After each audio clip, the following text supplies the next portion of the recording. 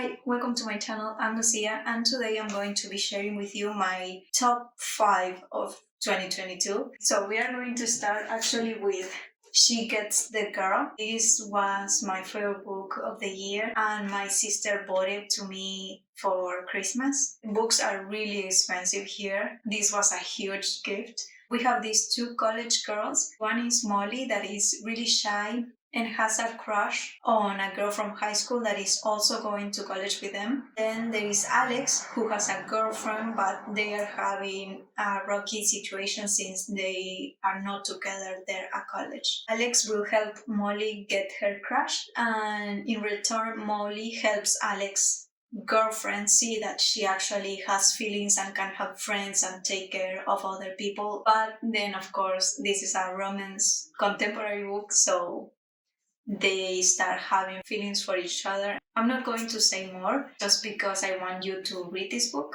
but it was really, really sweet. The thing I really like about this book was the characters. They are both so sweet and they are both trying their best, but then feelings get like confusing, and it was just queer and sapphic and lovely and sweet. And it has lovely scenes that you can see in movies and just the flow. And also following that, I have the Falling in Love montage, which is about these two girls that meet during holidays and they have a summer romance. They actually decide to take each other on dates and create the falling in love montage. Like you see in movies, people going roller skating, swimming, different activities that all the couples do before falling in love, and they decide to do that, and it's just sweet, and it's also sapphic, and it's so short and super quick to read. The characters are so lovely. Then we have Runa Rising, that is the third book in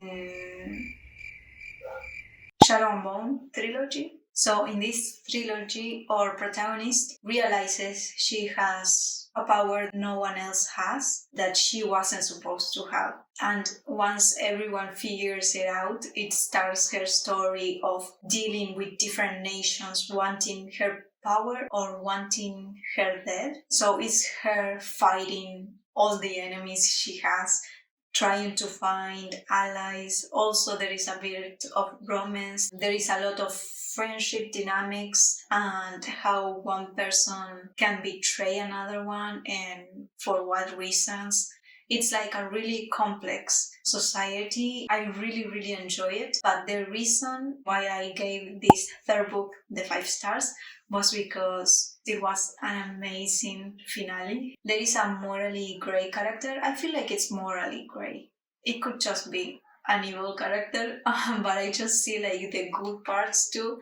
And I was like, I couldn't decide if I was on his side or not. But at the end, it was what it was meant to be. Like, I'm not going to say how it ended, but it impacted me. I think I cried a little bit because that ending was powerful. Then we have The Kingsman. I'm not sure if it's the second or third book in the All for the Game series or trilogy. These are 3 books that follow a kid that is escaping the mafia, and he joins a kind of lacrosse and hockey team. I think it was Exy, the game, like it's invented. He joins a college group that plays this. So now he's famous nationwide, so he has to try harder to stay under the mafia's radar, and there is a queer romance there too. I have to say, I read the first book 2 times before I actually pass on to the next ones because it's so heavy. Like the themes inside the books, there is suicidal thoughts, there is people drugging other people without their consent, of course. Kidnapping, a lot of gore, and people like cutting other people or torturing them because, of course, there's the mafia involved. So it's a lot to handle, and I wouldn't even say that these books are good. It's just that they hooked me so much. After passing the first book, I actually finished the other 2 in the same day. And then I read all of 3 of them again one more time just because I was really addicted to the story. So, of all of them in this list, this is the one that I would least recommend to all of you just because, like, I don't even understand why I like them, but I just do. And lastly, we have The Raven King, which is the final book in the Raven Cycle series. I read all of these books this year. One of them was better than the other, and I especially love the audiobooks. I listened to them, and the narrator is spectacular. Like I was feeling like I was deep in the forest, just listening to mysterious stories and these weird characters and these weird situations.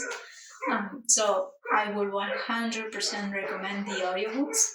It's about these 5 friends that are looking for an old Welsh king, and it has a lot of magical elements and supernatural elements. It's mysterious and magical and kind of eerie at times. So, like, you just get involved. Like, I was feeling, like I said, in the woods with fog, with a lot of trees, without a single sound nearby, just eerie. That's how it felt reading these books. Then I was going to give you the bonus, but I'm looking at my list and all of them are romances that I read just because I read a lot of them. And now looking back, I'm not sure I even like them that much, but I'm going to mention one that is tryst Venom by Penelope Douglas. If you know about Penelope Douglas, you know her books are always traumatizing. They deal with so much, and this book is no different. The only difference is that this is a sapphic book, so like I had to read it, and I actually loved it. Like it's so messed up, and I still loved it. It's like my situation with All for the Game. This one is actually so much worse just because I'm used to reading about girls like, falling in love, being super sweet, like the falling montage, and she gets the girl, these books are super fluffy and cute. And this was nothing like that. This couple is bad for each other, but at the same time, you cannot picture them with anyone else. And it's about these 2 girls that go to high school together, and one of them bullies the other. So it's like really, really bad. We get some scenes, and I was like, what the? If you like this book like I do and you don't understand why, let me know because I just need someone to talk about this book and like.